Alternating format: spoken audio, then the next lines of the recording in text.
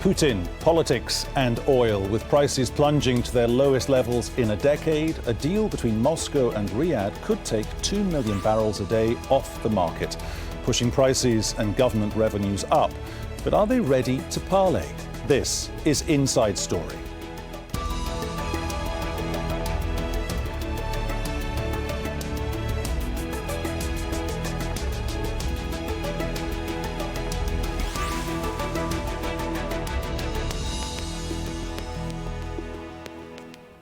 Welcome to the programme today with me, Peter Dobby. Oil, black gold, money. It takes millions of years to create and only seconds to burn. But our petrol tanks are filled to the brim, overflowing in fact, and as a result, the price has tumbled.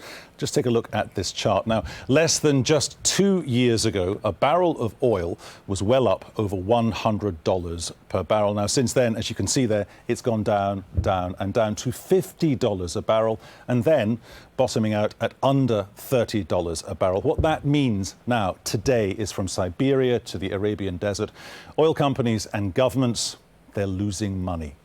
That's the business story, but it is, of course, also a political story. The last time oil prices dropped so very low and stayed there was in the 1980s, when the Soviet Union collapsed and the Berlin Wall came down. Russia blames the West then and now for orchestrating the slump in the oil price.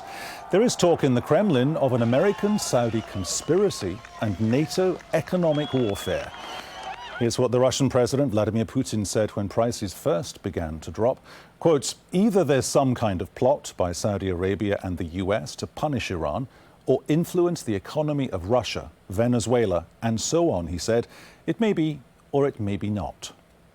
For every dollar fall in the oil price, Russia loses around $2 billion in revenue. And the Kremlin needs that money. A staggering 50% of Russia's government revenue comes from oil and gas. 68% of Russia's total export revenues in 2013 came from oil and gas sales. If they can overcome their mutual suspicion, and that's a big if, a deal between Russia and Saudi Arabia to cut production could take 2 million barrels a day off the market. At the end of January, hopes of an agreement sent prices surging by 8%. They did fall back after OPEC refused to confirm or deny the reports. But the Russian Foreign Minister Sergei Lavrov says the Kremlin is ready to cooperate with its rivals.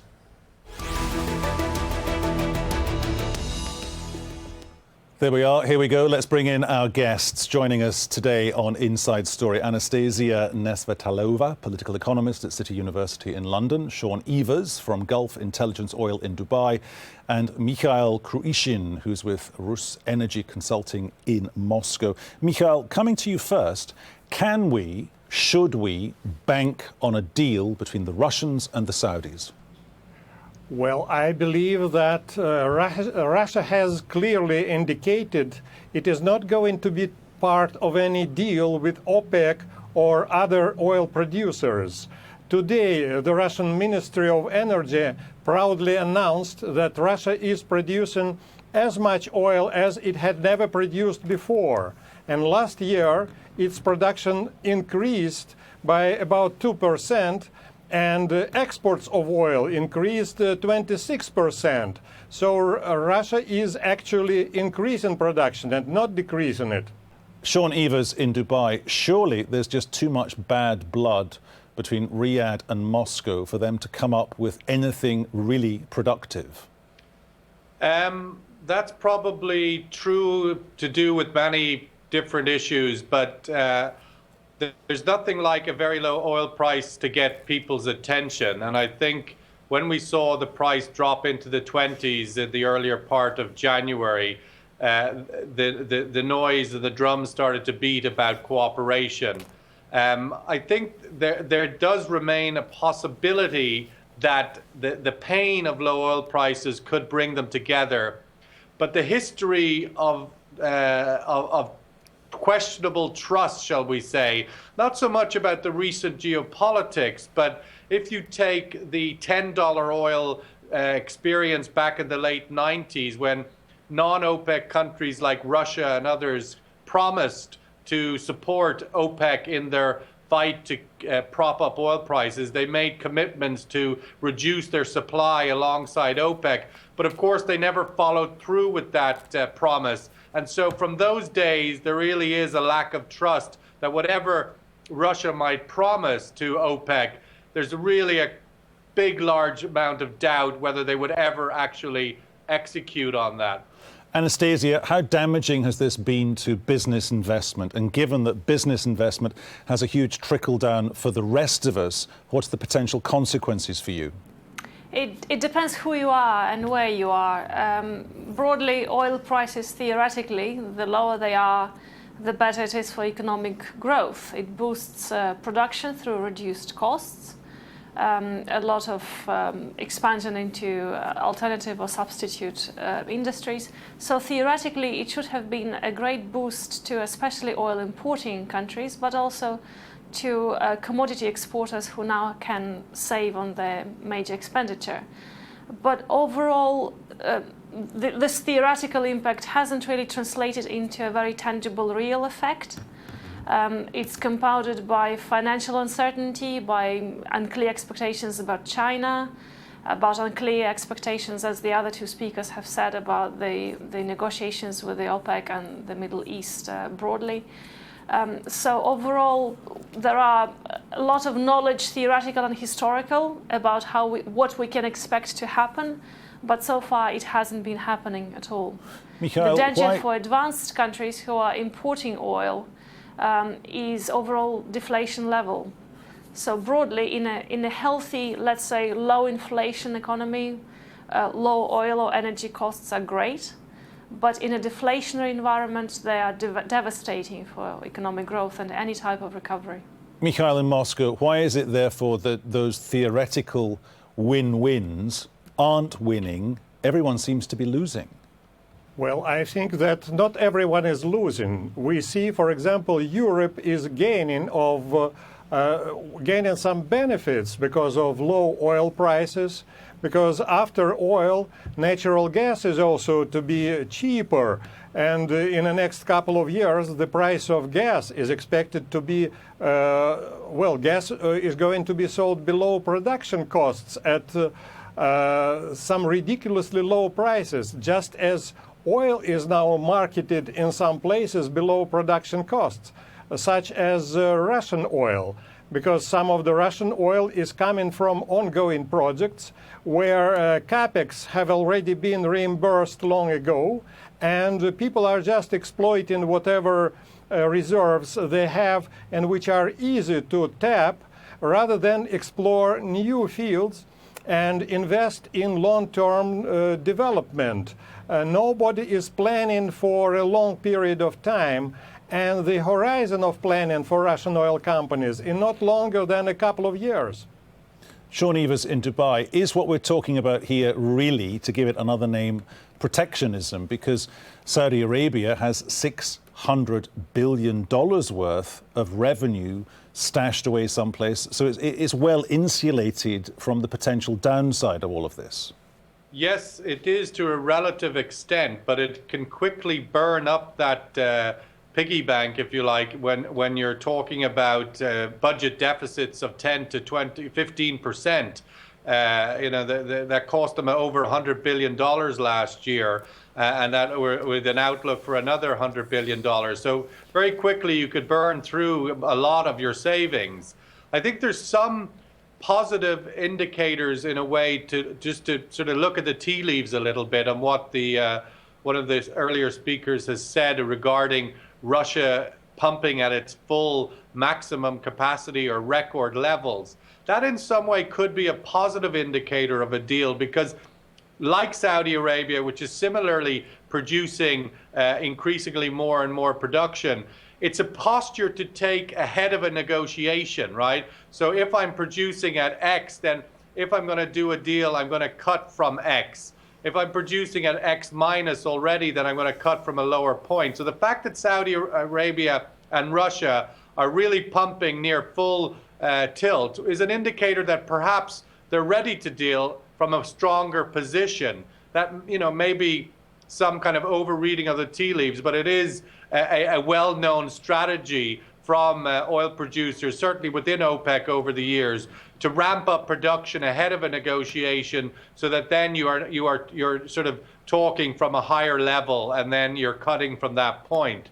So that may be a positive indicator. I would also point out that there is a greater increasing urgency to resolve this crisis. We're talking earlier about what's the macroeconomic benefit for importers versus exporters. I think at the moment we've sort of reached a level where it's a net minus for everybody. And I mean that from not only the point of view of macroeconomics, but geopolitical negative. If we look at the consequence that Europe is now facing from a flood of migration from the Middle East, based obviously primarily on the crisis in Syria, but overall, the more stress the Middle East is under from the point of view of revenue and income and socioeconomic instability, we're clearly seeing now that there's a very big price for Europe to pay from a migration point of view. And with further outlook and instability from lower and lower oil revenue, which is really a major driver for the whole region.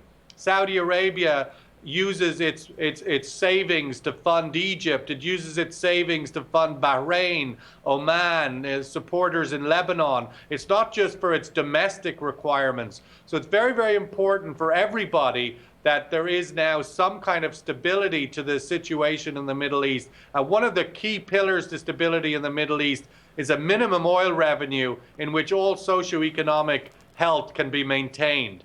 Anastasia, you were nodding there and agreeing with Sean Evers in Dubai, the first third of his analysis. So this idea that Russia can't stop producing because it would be too costly to shut the pumps and then restart them after the Russian winter has begun to turn into the Russian spring, that's really just some sort of economic leverage so they can take pressure to the table if and when they talk to the Saudis.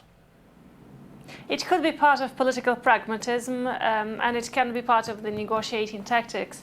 But there is also an important macroeconomic and political leverage that Russia is gaining from low oil prices. And this is the indirect effect of low oil. Usually for oil exporters, such as Russia, Venezuela, Nigeria, low oil prices translates practically one-to-one. The correlation is very strong into very low value of domestic currencies. So what Russia is having as a benefit of the current geopolitical and economic crisis is a very reduced value of the ruble. It collapsed several times over from its early 2014 level, for example.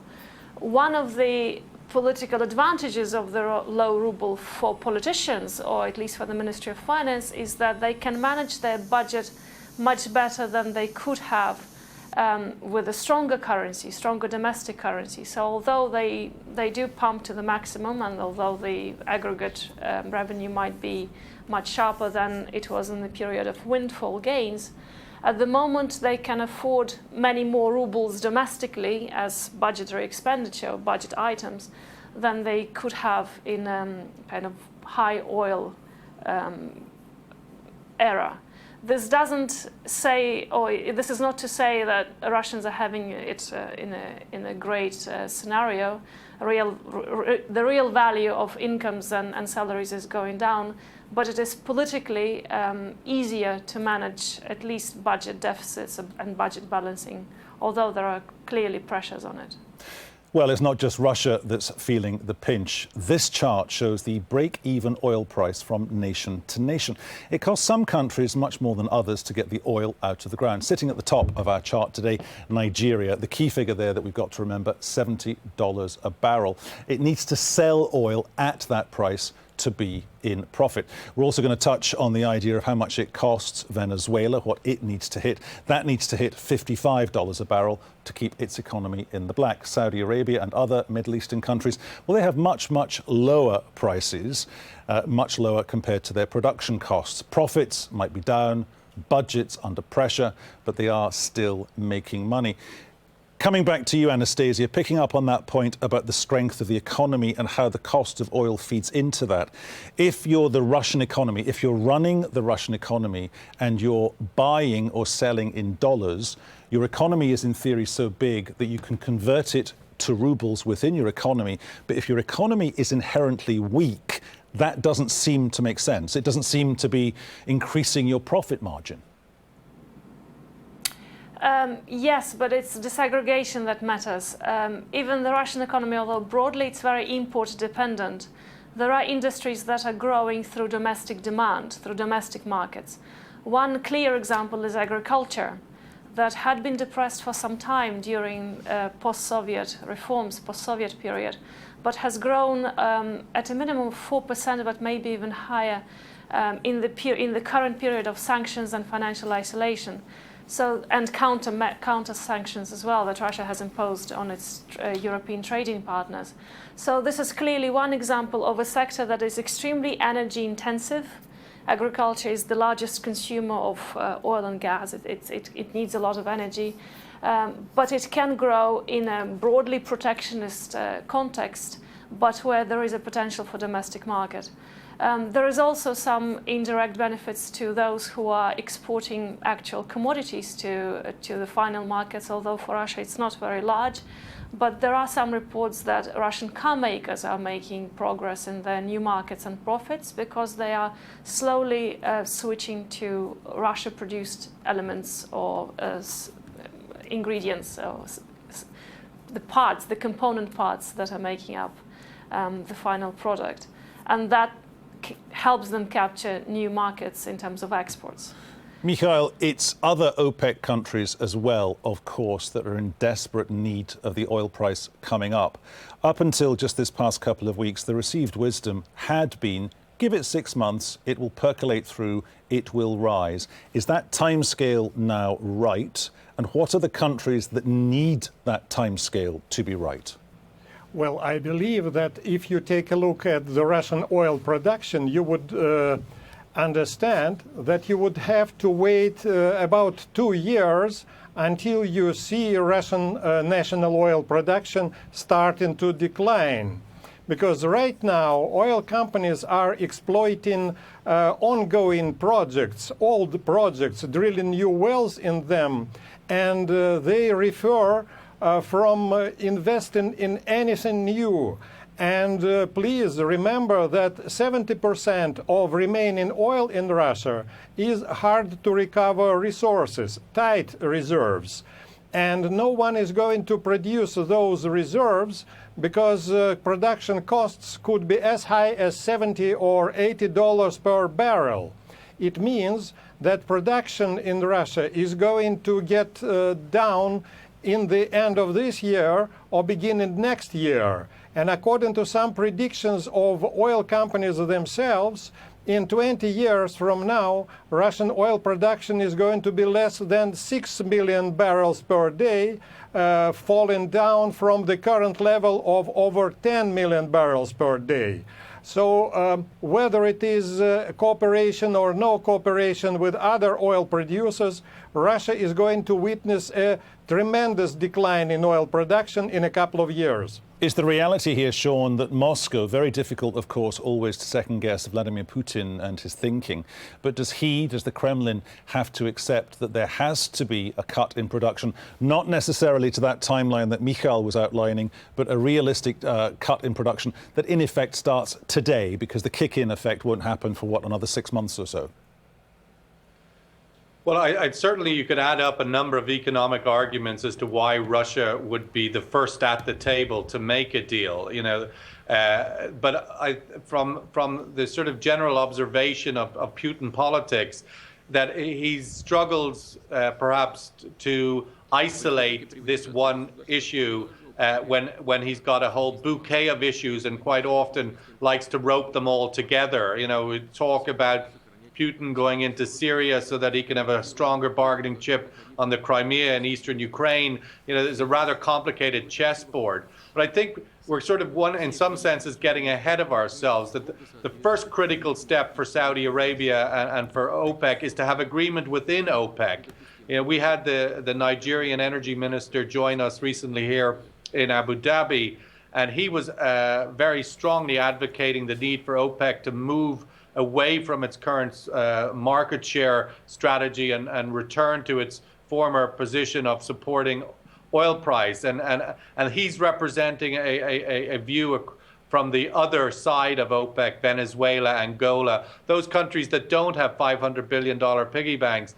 Now, the Gulf are maintaining the current strategy position, but also clearly starting to feel the stress. As you said earlier, this was meant to be a 2015 problem that would have been washed out during the second half of 2015. And much to everybody's surprise, the U.S. shale production has been very resilient and has maintained its production level without the current low oil price really having a big impact on cutting or knocking out supply there. Now we're going into another year, and forecasts again are that eventually through 2016 U.S. production will be knocked out and prices will start to support and climb in the second half of the year. But really the critical question is, can OPEC come together and have a unified position on taking back its sort of historical perspective of fighting for a stronger oil price,